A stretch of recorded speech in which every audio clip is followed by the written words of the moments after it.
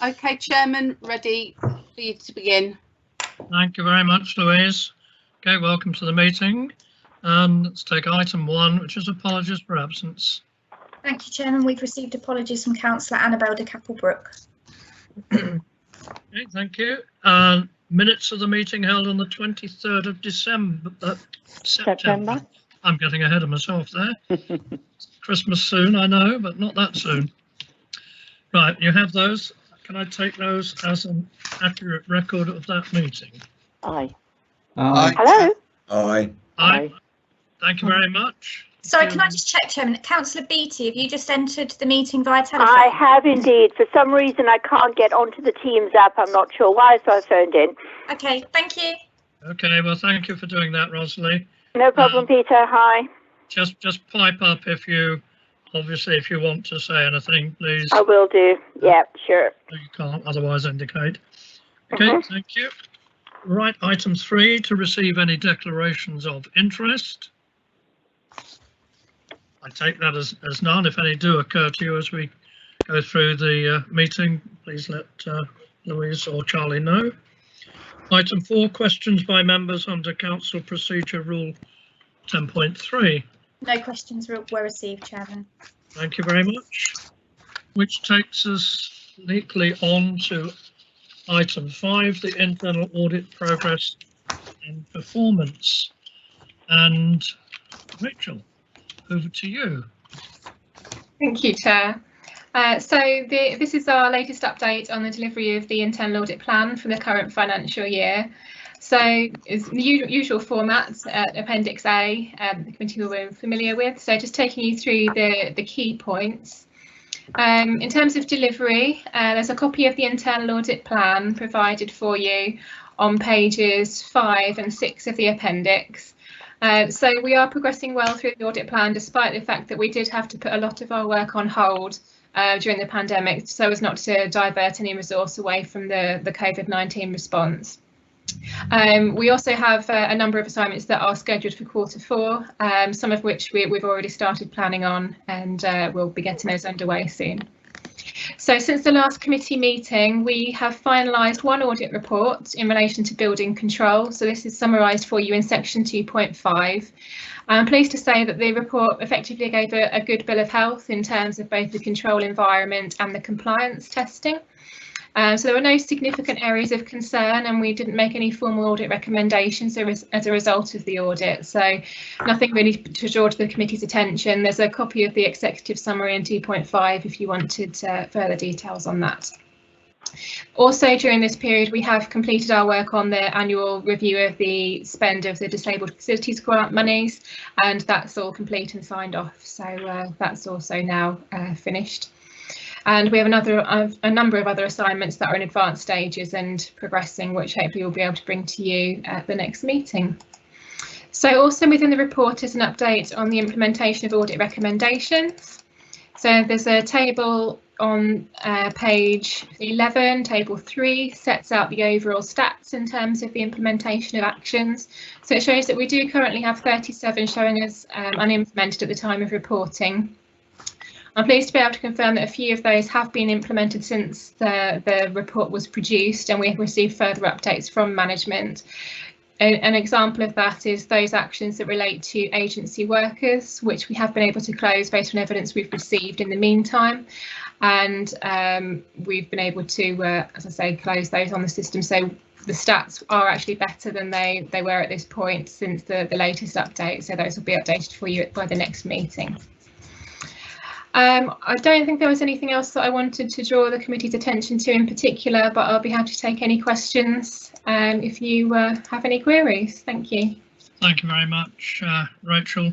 I could just remind members that matters pertaining to cybersecurity and asset management will come under item 8 in the exempt part of the meeting. Okay, are there any questions anybody wishes to raise? Robin. Thank you, Chairman. On page 3, paragraph 2.4, it refers to the building control being in deficit. And I've always wondered how the council allocates the overheads to a particular area. So probably this is a question for Glenn, I would think. Glenn, any comments on that, please? Glenn, I think your microphone's muted. In terms of what there's been with COVID, what we found is our income coming in from all sources has reduced, and that's no difference to the building control area. So that's why we're seeing some particular challenges within that particular service. Obviously, the government are giving us some funding in which offsets that, and we're factoring that into the financial reporting that we do as an organisation.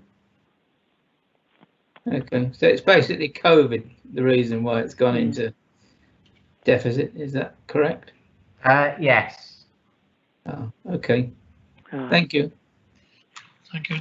Were there any other questions from anybody?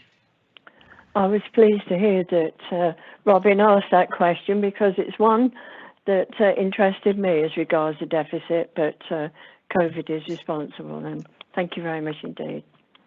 Okay, thank you for that, Sylvia. Let me just think. There's a few things here. I just wanted to... Chair, may I interrupt, please? Oh, yes, to please follow to follow on from that particular question, I've made a note. The auditor's opinion highlights various weaknesses. Has there been positive progress on these? Can anybody answer on that one, please? Sorry, can I just confirm which audit that's in relation to? It's difficult. I mean, one wishes one has 8 hands at this point, don't you? Is this still to do with the building control deficit? My note said, should we be concerned that this council service has made a deficit in the income building control, although we seem to compare well with other authorities? The auditor's opinion highlights various weaknesses. Has there been progress on these, please? I'm now turning over to the landscape pages, which is where I believe the question came from. In terms, if I could respond on that one. Yeah. Yeah.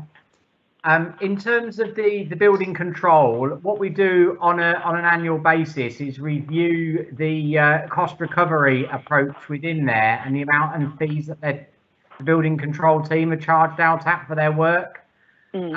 Obviously, next financial year, we won't exist as a council, and there is work that is currently going on looking at what the amalgamated fees would be for Northamptonshire from all of the existing 4 councils in the north. So that is being looked at from a Northamptonshire basis going forwards. Right, thank you. I know from discussions I've had that the matter is being looked at quite carefully. Could I just mention then on page 15, under the main accounting system, which is a high priority, wonder, Catherine, if you could just make, Catherine, yes, Catherine is with us. If you could just make any comment or just sort of run us through that one, please. Thank you, Chair. So this recommendation relates to the bank reconciliations, and this is a task which is undertaken by the On-Call Shared Service for Finance. The good progress has been made with the bank reconciliations. Unfortunately, it's quite a manual process, and it has taken quite a lot of time, particularly in the first part of the year when COVID resources were being prioritised. So there was some delay in the initial implementation of the recommendation, but I can confirm that good progress is being made. and we're receiving regular fortnightly updates on the implementation of that recommendation, and we're monitoring closely, and we're informed that it is on target to be completed by December. It's also a high priority item in the run-up to the Unitary Council. Thank you. Thank you for that, Catherine. I notice as well there are a number of items relating to temporary staffing. I know the first two, I believe, I say I know, I believe, Rachel can confirm that the first two on page 16 have been closed now. Is that right, Rachel? Yes, Chair, I can confirm that we have closed both of those audit recommendations now. Thank you. And Glenn, if I could confirm that the other ones mentioned there, well, there's one medium and a couple of lows. Those are in hand, as I understand. Can you confirm? Yes, that's correct. Thank you. The only other one I've got is the very last one on page 18, the procurement one. Wonder if somebody could just explain that one, and I noticed there's no revised date against it. So I wonder if somebody could just talk us through that one, please. If I could come in on that one, Chair. By all means do, Glenn. The procurement team have provided us with some updated guidance and toolkit as it sets out there in the recommendation. The council is in the process of adopting those and reflecting those into the council's procurement processes. So that is the one that is it's in the process of delivery. Okay, could we have an estimated time of completion of that, please? Well, what I will seek to do is get it incorporated onto the management team's agenda for sometime in the next couple of weeks, so that we can formally adopt those and roll it out. Okay, I think that's one, because I believe, and correct me if I'm wrong, that obviously this is something that we certainly under regulations have to do, make sure we've got in place. So the sooner we can get this one sorted, the better. Yes, that's correct, yes. Okay, thank you very much. Are there any other items anybody wishes to raise under this item, the internal audit progress? Right, okay, thank you very much. Can we just go to the recommendation? My vice chair usually reminds me of that. Which is on 13.1, the committee's recommended to note the progress and performance of internal audit services and the key findings. All agreed? Yes. Thank you very much. That takes us to item 6, and I thank Carol for giving up her time to come along on this, a very important item of fire safety by our housing providers. So, Carol, without ado, over to you. Thank you, Chair. Yes, just to give a little bit of background to this, you're all familiar with the Grenfell disaster, and obviously that raised a lot of concerns about fire safety in properties across the country, and that's still ongoing with various cladding issues. But it not only raised issues around cladding on high-rise blocks, but it also raised the whole profile of fire safety, and led to us feeling as a housing authority that we should be very mindful about the properties that we were nominating people to through our choice-based letting scheme, and also the properties that we were putting people into for temporary accommodation when they're homeless. So shortly after the Grenfell fire, we undertook a large study, really, with the registered providers and with the hotel providers around, what fire safety precautions they had in place, and we did a large piece of work gathering together a lot of information, which gave us good confidence that everything was okay. I think internal audit were involved as well at that time, and it was felt that this was something that we should revisit on a regular basis, not to the extent that we had done, but just to get an update regularly from RPs, just to check that there weren't any new issues which had arisen, that needed addressing, and to make sure that they were doing fire risk assessments as needed, and that they had the right fire policies in place, and all that kind of thing. That piece of work has been going on over the summer. A couple of the providers have been a little bit slow in responding, shall we say, so we've had to do quite a lot of chasing up to get answers from them, and there are still a couple of registered providers who haven't responded, and they're now being chased through their chief executives, so I'm hopeful of getting those shortly, but we don't anticipate any problems with those. They're both very small landlords in the district, and I don't think have flats either. The RPs, it's been really pleasing actually, because the RPs have demonstrated a real commitment to ensuring that their properties are safe. They've all got fire risk assessments in place where necessary. And these risk assessments are regularly reviewed. They've all got fire policies in place, and again, those policies are regularly reviewed. Any issues that are raised from fire risk assessments, they're coming up with sort of action lists of what needs doing, and they're carrying out those repairs. So things are either completed or in progress on any issues that have been identified, and they've been doing things like making sure that communal areas are kept clear of any kind of combustible materials and anything that might cause an obstruction, like buggies or that kind of thing, making sure that they're all clear at all times. And they've been doing works on fire doors where they've been upgrading them, replacing them where necessary, and doing enhanced electrical tests and doing replacements of electrics wherever there's a problem. Some of the properties which are owned by the Longhurst Group in the district do have cladding.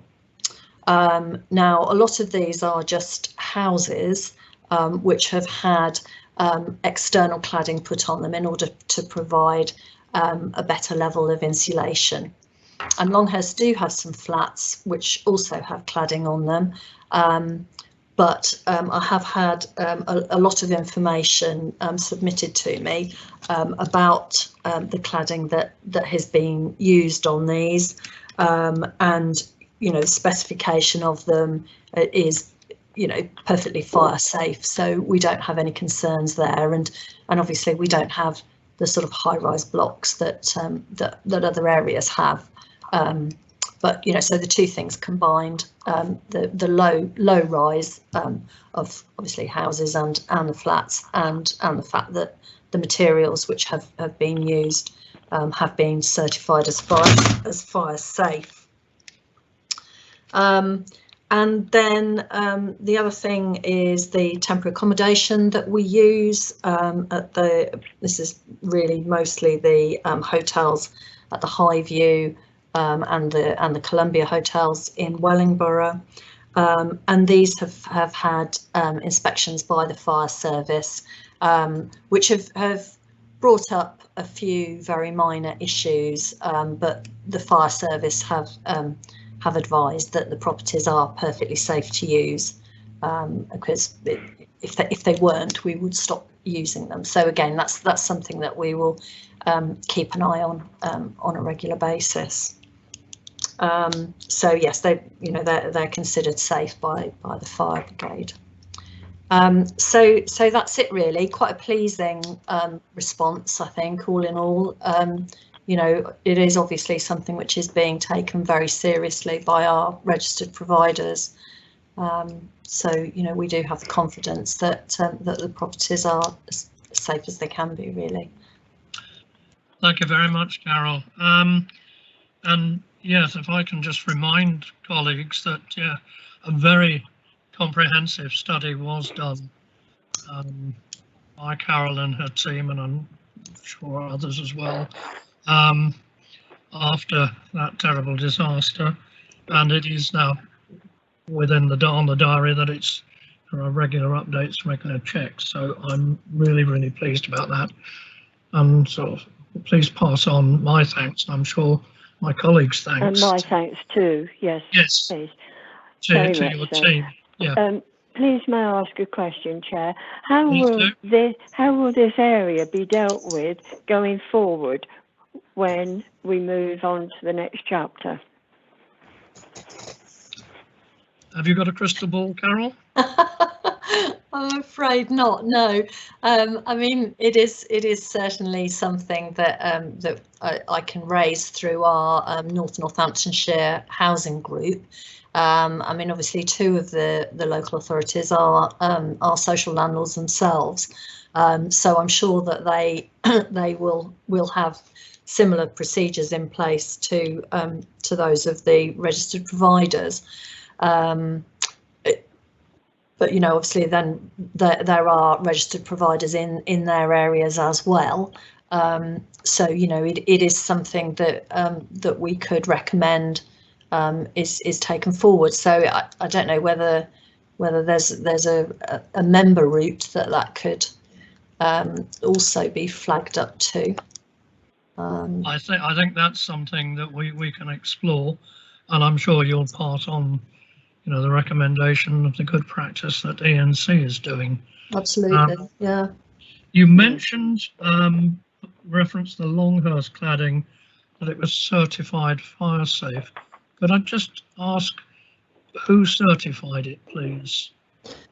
I don't have that immediately to hand, but I can get that for you. It's quite a lot of. You could just let us know. Yeah. Okay. I mean, yeah. It's not something I know about, but I just wonder whether certified, who actually does it and what sort of credentials the certifier has. Yeah, okay, I will look into that. If you would, please, Carol. And the ones that are being a little bit slow, I think we want a response from them by Christmas before we close. So if we could, you know, I'm sure you'll keep chasing that anyway. But yes, I will do. Yeah, and we are chasing that with the chief execs at the moment. So that has sparked a couple of responses this afternoon, actually. So that was quite. I'm sure it might have done. Yes, it might have ignited a few fires somewhere. Excuse the pun on that one. It only occurred to me after I'd said it. Okay, are there any other questions anybody would wish to ask? In which case, Carol. No, thank you. Okay, thank you, Sylvia. Thank you. In that case, Carol, thank you very, very much, please, and please do pass on our thanks to your team. I will do. Okay, thank you very much. Thank you. Thank you. Bye bye. Thank you. Good night. Right. If I could find my agenda, I would. Here it is in front of me. Okay. At this point, the committee is likely to exclude the public and press from the meeting during consideration of the following items of business in accordance with Section 100A of the Local Government Act 1972, because exempt information may be disclosed. Can I have a proposer for that, please? Proposed, Chair. Thank you. And I see one or two hands up there, a second in. Right, we'll just pause for a minute whilst Louise or Charlie ends the public session.